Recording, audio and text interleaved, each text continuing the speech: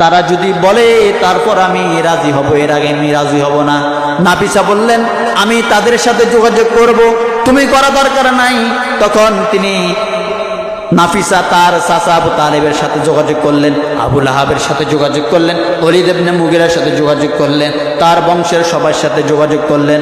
যোগাযোগ করার পরে সবাই মোটামুটি রাজি হলো। রাজি হওয়ার পরে বিয়ের দিন ধার্য হলো। হওয়ার পরে আল্লাহ রাসূল সাল্লাল্লাহু আলাইহি সাল্লাম 20টি উটের বিনিময়ে খাদিজাকে বিবাহ করলেন। এই আল্লাহ রাসূলের দাম্পত্য জীবন শুরু।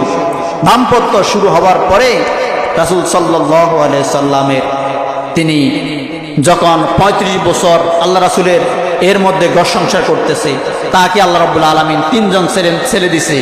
কাসেম, তাইয়েব, তাইবা 3 জন ছেলে দিছে, 7 জন মেয়ে দিছে। জয়নব, রুকিয়া, ফাতেমা, কুলসুমা, এই 7 জন মেয়ে দিছেন। 3 জন ছেলে সব আল্লাহ রাসূলের ছোটবেলা থাকতে ইন্তেকাল করেছেন। আর মেয়েগুলি আল্লাহ রাসূলের জীবদ্দশায় ছিলেন, ইসলাম গ্রহণ করছেন। এবং 3 জন মেয়ে আল্লাহ রাসূলের জীবদ্দশা মারা গেছে।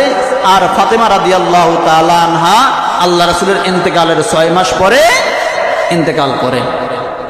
এরপর আল্লাহ রাসূল কাবা ঘর নির্মাণ করতেছেন।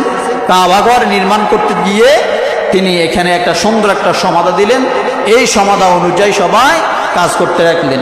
কাবা ঘর যখন নির্মাণ নির্মাণ হতে হতে যখন ইসমাইল যে পর্যন্ত দিল, এ পর্যন্ত হওয়ার পরে এখন হাজরা আসওয়াদ যে পাথরটা লাগাবে, এখন সবাই বলল এই পাথরটা সবচাইতে দামি পাথর।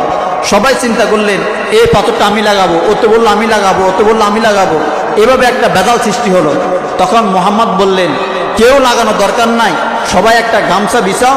গামছা বিছাইয়া সবাই গামছার কোনায় কোনায় ধরে হাজরা আসওয়াদটা বসায় দাও, তাহলে সবার মর্যাদা বাড়লো, সবার কিছু বাড়লো, ঝগড়া দূর হয়ে গেল।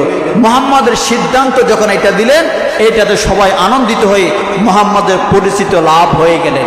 আল্লাহ তাআলা তার পাখিদের মধ্যে দিয়ে আল্লাহ রাসূলের বয়স 40 বছর হয়ে গেলেন। আমরা আগামী জুমা থেকে আলোচনা করব 40 বছর